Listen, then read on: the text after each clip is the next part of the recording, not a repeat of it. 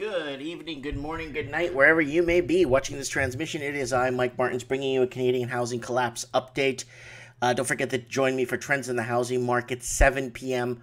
Western Seaboard time this Wednesday. Don't forget, Canadian mortgage growth keeps dropping, prints new 17-year low. Guys, this is a huge problem because when mortgage growth drops, we're seeing signs that people aren't securing financing, and when people can't secure financing, people ultimately can't buy. And when people can't buy, the market starts to severely stagnate, and when the market stagnates, you have an oversupply on the market, and then you have fear, and everybody starts throwing their stuff on the market, and you start seeing a downfall in pricing.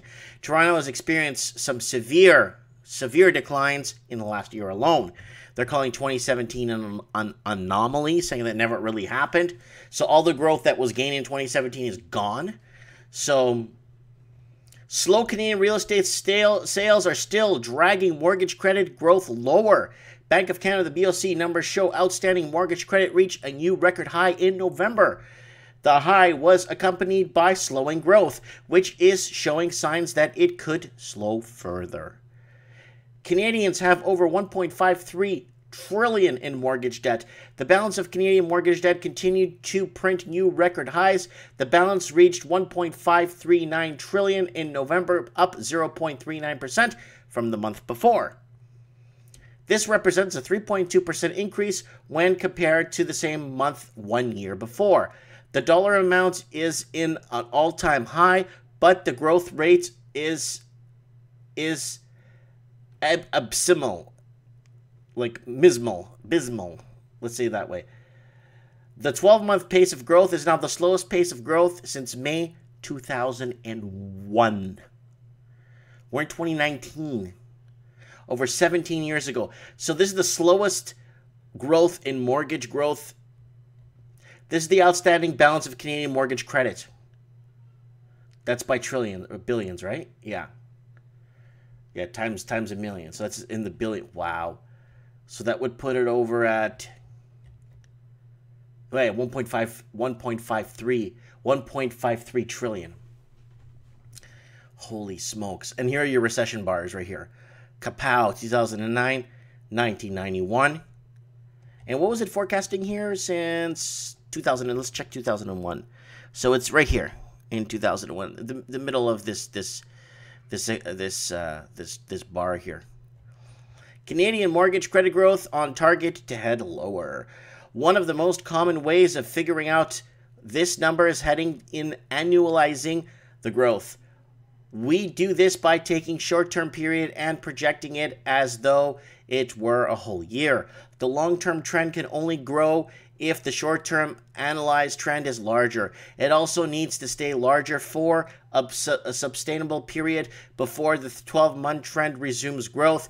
Today we'll be looking at the 3-month compared to the 12-month. Short-term growth is pointing to even lower annual growth.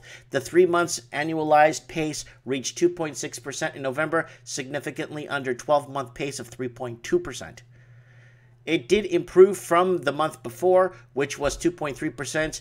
We still need short-term growth to make a huge jump and stay there before the trend reverses. This indicator still implies a further slowdown in mortgage credit growth. The Canadian outstanding mortgage credit change, here it is in the last 12 months. So this is in 12-month. Okay, here we go. From 1990, wow, look at here. So this is outstanding mortgage credit change. So now there's obviously less and less people securing financing right now. So that's why everything's going into a tailspin of a decline right now. Mortgage credit growth is slowing down and potentially heading lower. So people can't secure, people can't buy, and then people that are selling can't sell. So it's a double-edged sword because it's a two-sided knife. It's you know, there is some signs that we're close to the bottom with shorter-term analyzed rate rising. However, a slowdown in credit usually comes with significant price correction. We haven't seen a significant price correction yet, even after an epic spike in price growth. This means that there is a potential to see this number much lower. So these are all the telltale signs that stuff real estate across Canada is not in a good place right now. Vancouver real estate officially enters a bear market for the first time since 2013. And hold on, let me go back up. So we just read this one. This week's top stories: Toronto and Vancouver real estate see huge drop in sales. Again, the reason why is because we're seeing massive oversupplies on the market. Massive oversupplies. People start panicking. People start dropping prices to become more attractive. And if people just aren't securing the financing, no one's going to buy it. Even if you drop their price 20%, no one could secure the financing with the new stress testing and all the hoops people need to jump through to secure the financing needed to buy the property. Time for your weekly cheat sheet on this week's most important stories. Canadian real estate, Canadian household debt is back above the U.S. Great Recession numbers. Canadian household debt to income ratio, DTI, are now above the U.S. peak levels. Wow, this is huge, guys. So, huge drop in sales. Let's get into this one here a bit because this is very important. Okay, this is the cheat sheet for the week. Real estate, Canadian household debt is back above U.S. Great Recession numbers. Remember what our population is, okay, people? Keep that in mind, too. The Bank of Canada officially began buying Canadian mortgage bonds. I read that on Trends in the Housing Market last Wednesday. It's like buying bad debt. This is huge. And what's scary is a lot of this money, or their backing with these securities, are foreign money. So it's not even our money. So it's like foreign money that came here and purchased real estate, did well for the economy at the time. Now the economy, because it's so heavily tied to housing, is falling apart at the seams. And now they can't have this happen because we're too heavily dependent on housing prices to prop our economy up.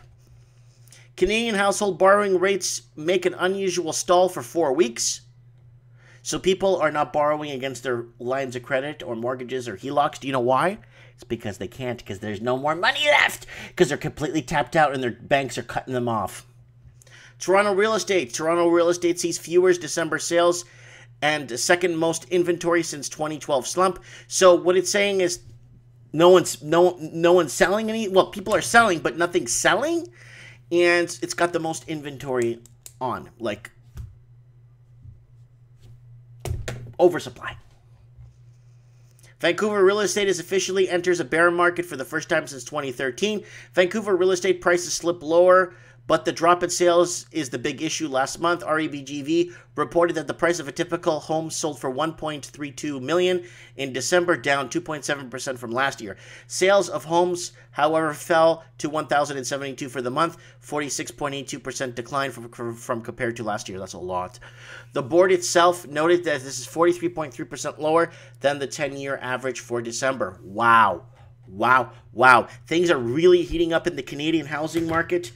We'll be covering more of this. Australia, New Zealand, and the United States, pretty much the west coast of the United States, that's feeling this housing crunch and credit crunch and overspending crunch and oversupply crunch. It's kind of funny because once you start in Vancouver, there's an oversupply on the markets. Washington State, King County, Seattle, oversupply on the markets. You go to Oregon, Portland and Oregon, oversupply on the market. And people are thinking it's a buyer's market. No, same thing with San Francisco. There's no real oversupply on the market. It's a very tight, it's a very still tight housing market.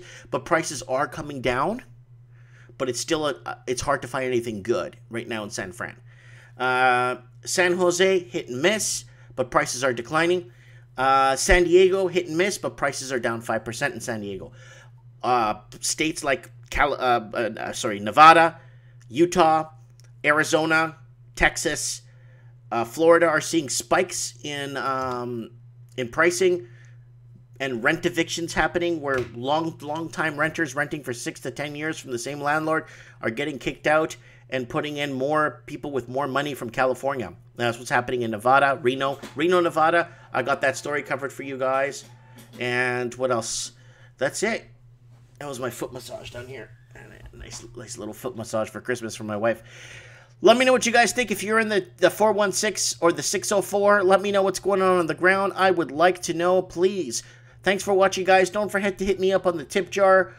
Anything from $1 to $5 means a lot. Helps this transmission going. And, yeah. Let me know what you guys think. Comment below. Thanks for watching.